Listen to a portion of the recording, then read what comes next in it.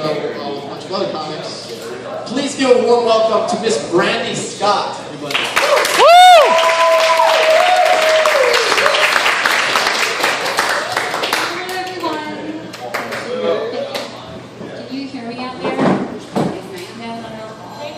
Use your outdoor voice.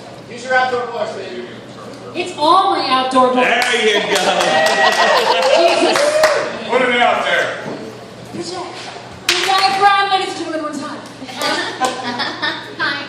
Thanks for all of you coming out tonight. This is our inaugural open mic night. Oh, look at this person. How wonderful. Thanks for all of you coming out. We're hoping to do this all the time, every Monday, so please tell your friends, and if you have anyone who thinks it's funny, tell us to come here and talk with the rest of you like I'm going to tonight.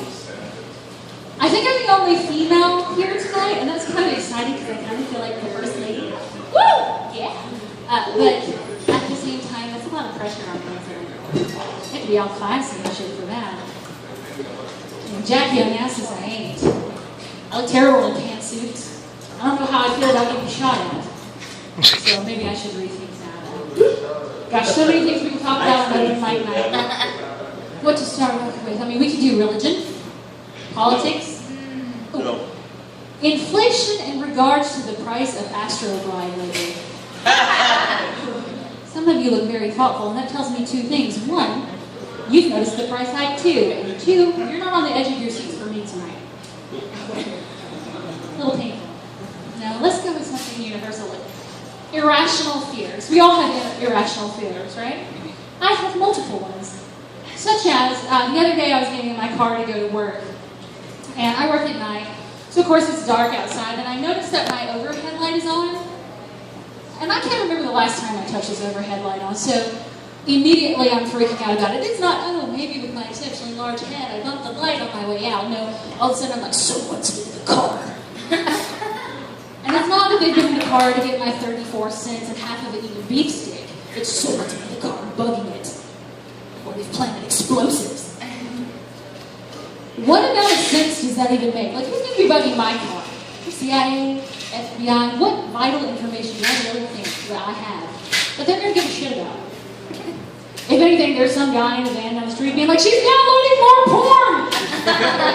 And his buddy next to him is like, give her a break, she's been single since January.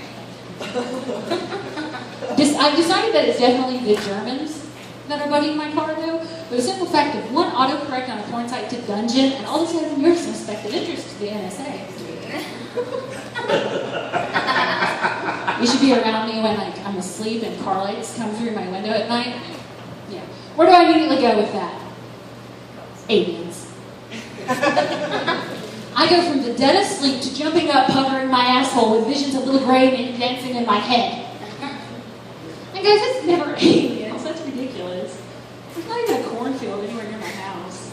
I know it's been asked a million times, so why is it always a cornfield? It's always a cornfield. Like, no one ever gets abducted and has a satellite planted in their ass in a soybean field. Nothing extraterrestrial ever goes down in the cabbage patch. I mean, the only thing you find in a cabbage patch is obviously unwanted children. Speaking of unwanted children, I'm single, as the United States government can attest.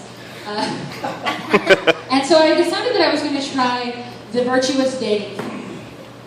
All that really led me to was an increase in the count of one-testicle stalkers I had. You're looking at a face that attracts solely testicular torsion victims. And what does that say about me, really? Like, it says that I'm a dominatrix with an anger problem. That's who's bugging the car. So after my incident with Half Sack, I decided maybe I needed to play the field. What do I do? Yeah, whatever. Try that full chestnut. And that led me to my first encounter with the mythical being. Some of you ladies may be familiar with it. This mythical being is called the adult male baby penis. And I'm not hating on you if you have a smaller dick, okay? I know the statistics. I'm familiar with some of you. I know it's not the size of the bed, it's the motion in the ocean and whatever, all that shit. But there was a lot of braggadocio attached to this scenario, so I wasn't expecting it. In fact, I'm pretty sure Sky not have prepared me for this because you're feeling minty, you're in the mood, the vibe's there, so, you know, you're giving it one of those kind of deals. You're in that zone. And I pull him down and I come face to face for the first time with this one-eyed monster. And my face gives it an involuntary...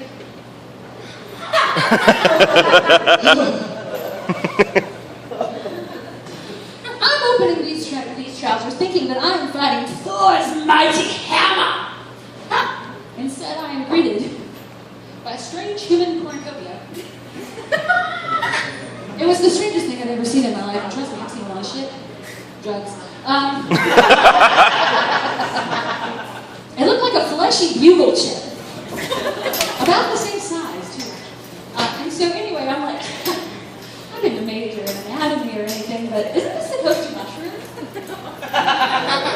Why does it taper like that? Is that supposed to help you swim faster? Because I need to tell you, babe, that aerodynamics need not play a role in your genitalia design. Ladies, what do you do with that? I swallowed pieces of meat bigger than that. Jesus. I have a question from all this dating experience that I have unfortunately come across. I've got a question for all the gentlemen. Like, what the fuck are you thinking when you finger women? We have no idea. Exactly. But here's the thing. You have access to the internet and 9 billion light years worth of material or porn. So you should at least be familiar with the two-meter technique, okay? You should at least be familiar with that. But some of you are putting your spin on things, you're going out there and trying different things, and there is a fine line between pleasurable and gynecologist office visit. And you're crossing that line. I'm like, what the fuck are you doing? Are you putting gang signs? Jesus Christ, is that jazz hands?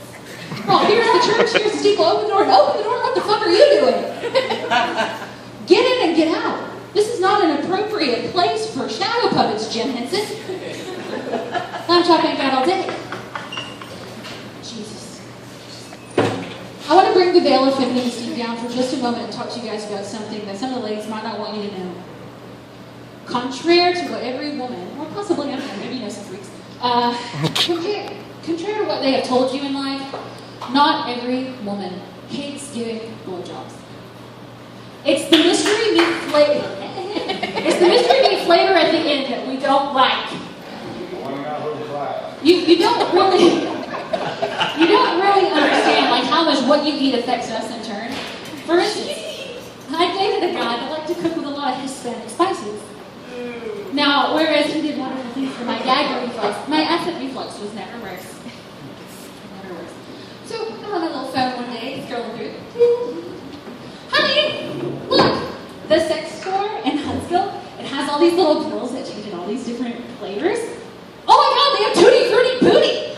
Oh, strawberry splooge cake. This will be magical. Do you know what he says to me? I should not have to take an unnecessary pill to enhance our sex life. Oh my God, you're so right. I mean, that's like totally on me. I mean, it's not like it's 7 o'clock every morning in my fucking life and I'll take a little pill for you, Mr. I'm allergic to latex. Took a minute, didn't it? You know what I did? I bought that shit anyway. Started grinding it up, put it in little storage baggies all over my house. I got more little bags of white powder pasted all over my house than a friggin' Colombian frat house. You know, you put it in their protein shake because it makes me feel a little better because I'm like, okay, this is good for me, and also they're getting vitamins. That's nice. That's nice. And, you know, is that a little deceitful? Yes, it is. It's probably a little illegal. I haven't really looked into the ramifications of that.